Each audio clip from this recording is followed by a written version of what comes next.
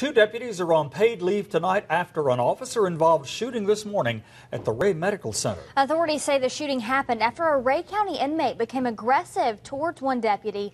News Channel 9's Jerry Askin is back from Rhea County with new information that he's learned about the inmate's past. Jerry. That's right, Calvin and Latricia. 23-year-old Steven Howell was killed this morning at Rhea Medical Center. Authorities say he was shot dead inside the hospital. Now we're digging deeper, finding out how this all happened.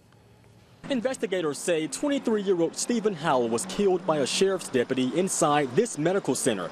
Howell was there getting treatment for an injury while he was in custody. Authorities say Howell became aggressive towards the deputy who was there watching over him. They say he was eventually able to get the deputy's gun from his holster. The second officer that entered the room at that time had to fire a shot.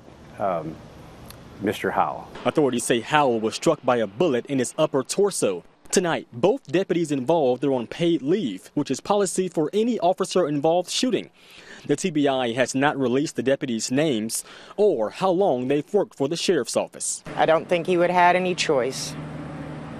You have to protect yourself. He protects all of us. Who knows what else that inmate could have done. Before losing his life, Howell was arrested last night on a domestic assault charge.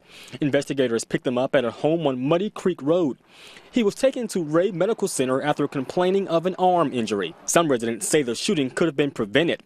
One, they could take and start having a doctor come to the jail itself instead of bringing an inmate out into public. Meanwhile, arrest records show that Howell has been arrested 15 times in Rhea County. Of those, 6 are felonies.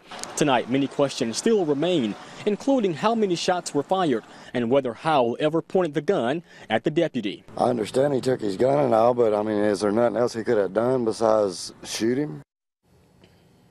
And the TBI is now over the investigation. The 2 deputies involved were not seriously hurt. Of course, we'll bring you all more as we find out.